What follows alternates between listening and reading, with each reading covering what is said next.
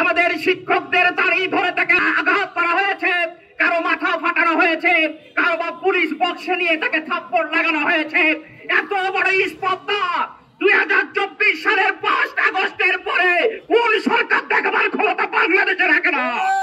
আমি স্পষ্টভাবে বলতে চাই, বাবার গায়ে হাত দিলে সন্তান যেমন বসে থাকতে পারে না, অনুরূপ ভাবে টিচারদের গায়ে হাত দিলে বাংলাদেশের কোন ছাত্রছাত্রী বসে থাকবে না, থাকবে না, থাকবে না।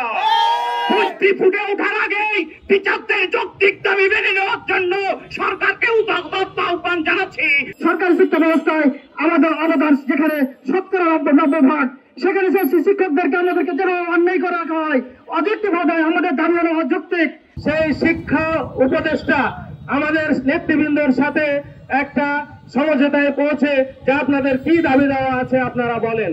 আমাদের নেতৃবৃন্দ যখন 45% দাবি দেওয়া উত্থাপন করে, তখন তাদের পক্ষ থেকে, সরকারের পক্ষ থেকে বলা হয় যে বর্তমানে 45% দেওয়া সম্ভব নয়, আপনারা এমন একটা কথা বলেন যাতে আমাদের মেনে নিতে আমরা সুবিধা হয়।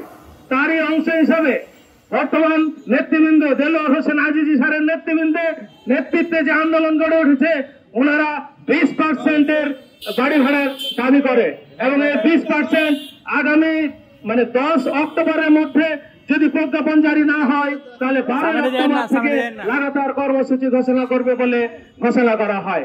কিন্তু আমরা কি দেখলাম, 12 তারিখ পর্যন্ত এই সরকার কোন ধরনের দাবি দেওয়া পূরণ না করে এই দেশের শিক্ষক মন্ডলীকে জাতি ধ্বংস করার জন্য আমাদের পথে নামিয়ে দিতে বাধ্য হয়েছে।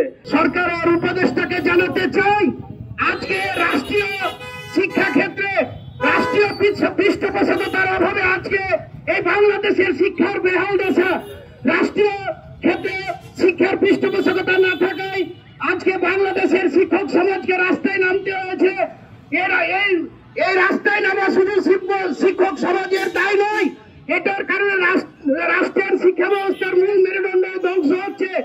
আমরা অতি বিলম্বে শিক্ষা সচিব সহ তাদেরকে জানাতে চাই, আপনারা এই শিক্ষক সমাজের 3টি দাবি অবিলম্বে মেনে নিন এবং যারা পুলিশ, যারা ঢাকায় যেসব পুলিশ আমাদের শিক্ষকদের উপরে হামলা করেছে তাদের দৃষ্টান্তমূলক শাস্তি দেওয়ার দাবি জানিয়ে স্বরাষ্ট্রমন্ত্রীর কাছে আবেদন জানাচ্ছি।